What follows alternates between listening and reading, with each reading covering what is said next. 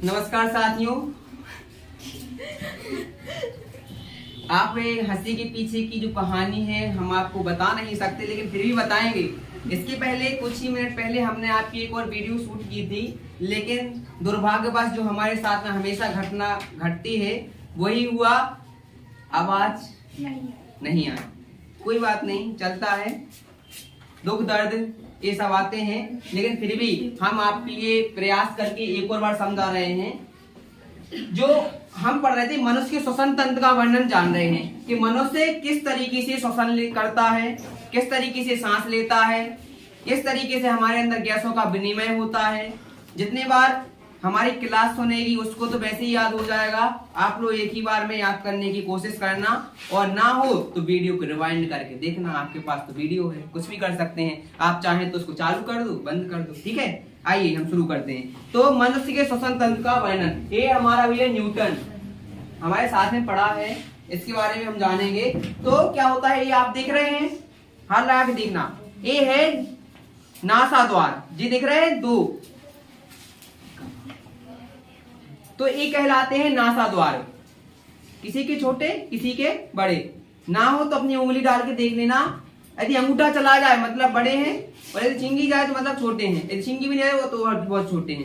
तो मनुष्य नासा मार्ग के द्वारा वायु को शरीर के अंदर लेता है। नासा मार्ग में महीन पतले पतले बाल पाए जाते हैं। यह बाल वायु में से क्या करते हैं, धूल मिट्टी आदि के कणों को अलग करने का कार्य करते हैं।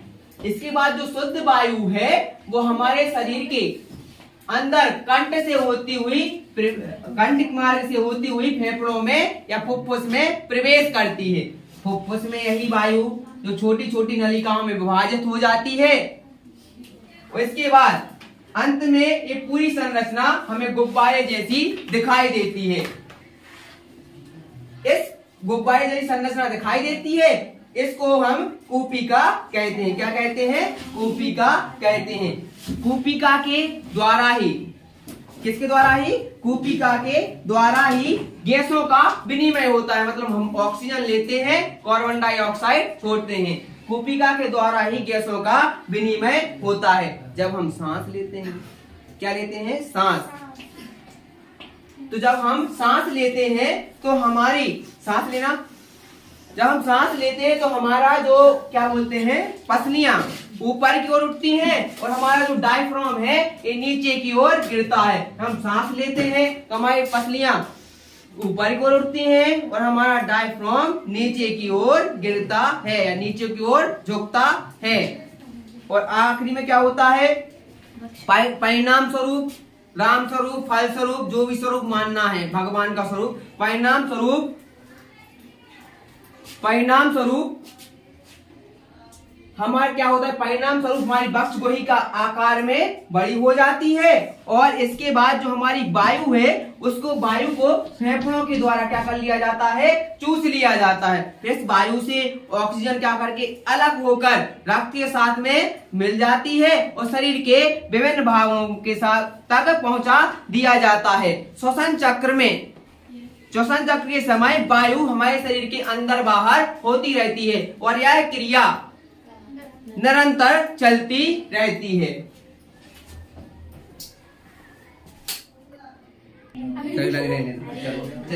चलिए अब देखना, सब उम्मीद करते हैं आपको समझ में आया होगा। एक और बार देखिए, मनुष्य नासा मार्ग के द्वारा सांस लेता है। नाक में छोटे छोटे से महीन से छोटे छोटे से क्षेत्र को क्या बोलते हैं, छोटे छोटे से बाल पाए जाते हैं। छोटे छोटे से बाल, यह बाल धूल मिट्टी आदि को अलग करने का कार्य करते हैं। और शुद्ध वायु हमारे शरीर में कंठ से होती हुई फुफ्फुस में या फेफड़ों में प्रवेश करती है। फिर यही जो वायु है फेफड़ों की जो फुफ्फुस में छोटी छोटी नलिकाओं में विभाजित हो जाती है, छोटी छोटी नलिकाओं में विभाजित हो जाती है, जो अंत में गुब्बारे जैसी संरचना दिखाई देती है। गुब्बारे जैसी संरचना दिखाई देती है। जैसे हम कूपिका कहते हैं। क्या कहते हैं? कूपिका कहते हैं। कूपिका के द्वारा ही गैसों का विनिमय होता है, मतलब गैसों का आदान प्रदान होता है, मतलब ऑक्सीजन लेना, कार्बन डाइऑक्साइड छोड़ना।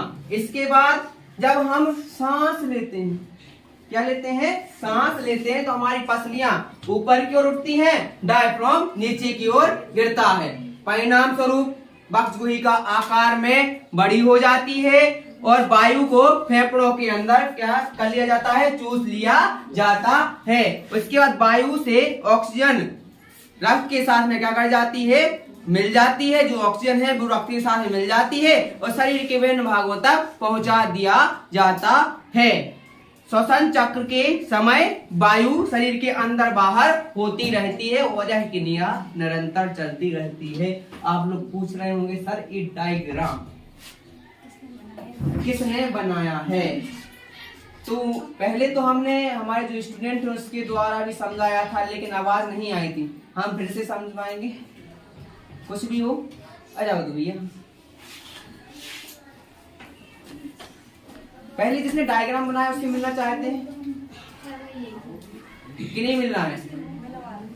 मिलवाना है, मिलवाना है कि नहीं मिलवाना है? हाँ, यूट्यूब वाले बच्चे बोल रहे हैं मिलना है। आ जाइए, देखना है सकल कौन बनाता है इतने सुंदर सुंदर डायग्राम। आ जाओ, जल्दी आओ, केवल आ जाओ, दोनों जन आ जाओ, देखेंगे हम, देखेंगे। चलिए, ये है हमारे ठेकेदार, ये हमारे चित्र बनाने का ठेका लेते हैं फ्री में। आपको भी जो डायग्राम है ऐसे ही बनाने हैं पेपर में, बड़े ही सुंदर डायग्राम है और आप यदि ऐसे बनाएंगे तो आपको पूरे में से पूरे नंबर मिलेंगे। और लिखना क्या है वो हम आपको समझा ही चुके हैं। यदि आप चाहते हम भी डायग्राम बनाएं तो उसके लिए आपको और मेहनत करनी पड़ेगी। हमसे डायग्राम बनाने के लिए हम बड़े बड़े डायग्राम बनाते हैं। ओके, आप लोग जा सकते हैं, बहुत बढ़िया। आ जाइए, ये है हमारे क्लास के ओम भैया। ओम भैया, ये कौन है? न्यूटन। न्यूटन के बारे में बताओ, क्या कर रहा है न्यूटन? कौन सी हरकत कर रहा है? सांस ले रहा है। किसकी सांस ले रहा है? सांस, सांस, श्वसन कर रहा है। एक बोलो श्वसन कर रहा है, तुम बोलो सांस ले रहा है। हाँ, एक सांस लेना है सब लोग। Everyone keep silent, look on only black board, green board. बताइए। नासाद्वार के द्वारा जब न्यूटन सांस लेता है तो उसके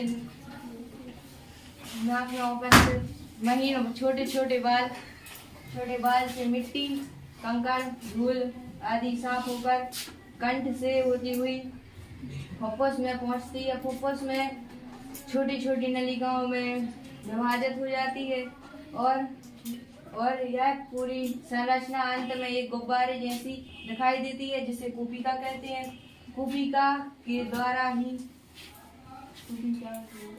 हम गैसों का विनिमय करते हैं और जब हम सांस लेते हैं तो हमारी पसलियां ऊपर और डायफ्राम नीचे की ओर झुकता है। परिणाम स्वरूप हमारी वक्षगुहिका बड़ी हो जाती है, और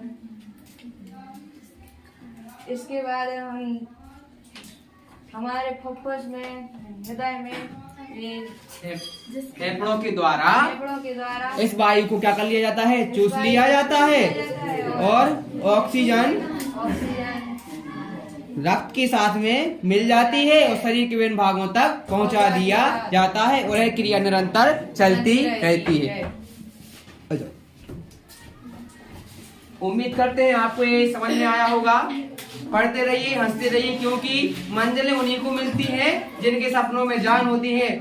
आप सोचे पंखों से कुछ होता है? पंखों से कुछ नहीं होता, केवल हौसलों से ही उड़ान होती है। पढ़िए, अच्छे से पढ़ते रहिए, खुश रहिए और अपनी पढ़ाई को कंटिन्यू रखिए, क्योंकि आपके जो फाइनल एग्जाम उसमें केवल आपके 3 महीने बचे हैं। आपको 3 महीने में सभी सब्जेक्ट कवर करना है। उम्मीद करते हैं अच्छी लगी, आपको वीडियो अच्छी लगी होगी। तो मिलते हैं नेक्स्ट वीडियो में। Thank you.